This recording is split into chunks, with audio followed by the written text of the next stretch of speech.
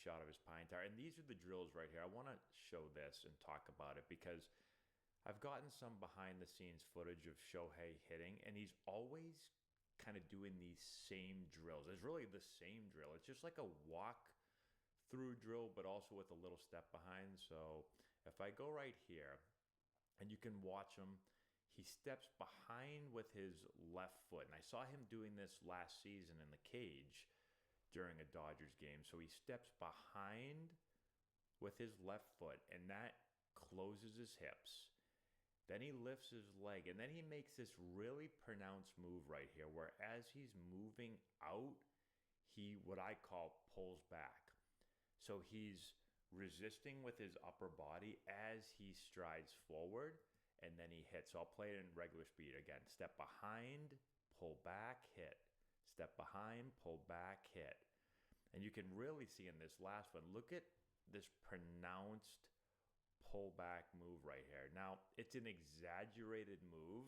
Look at how closed he gets right there. And he doesn't get this closed in a game, but he's really, in my mind, exaggerating these movements so that when he gets in the game, typically, especially if you have issues doing something, you have to really, really exaggerate in practice to get it to come out into a game.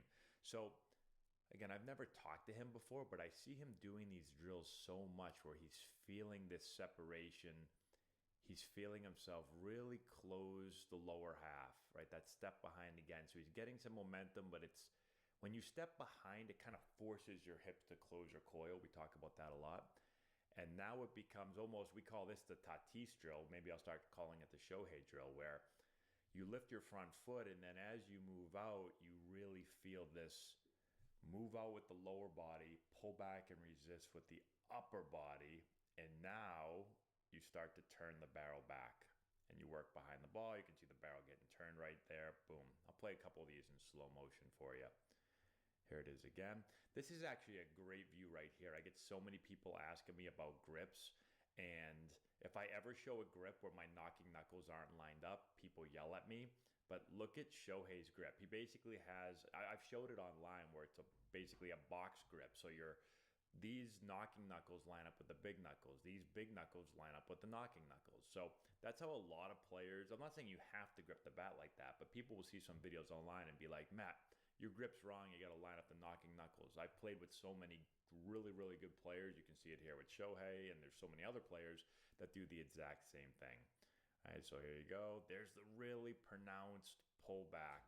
Shoulders are like really closing. Again, not going to do that in a game that much. And now you can see the barrel turning back right here. Boom. So I'll show this last one.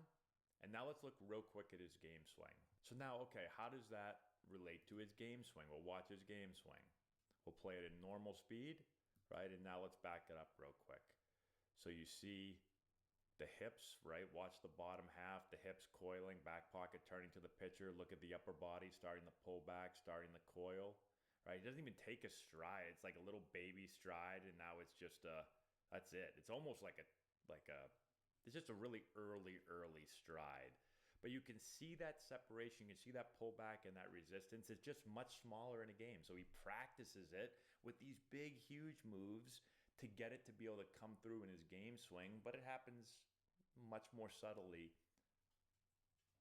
in the game. So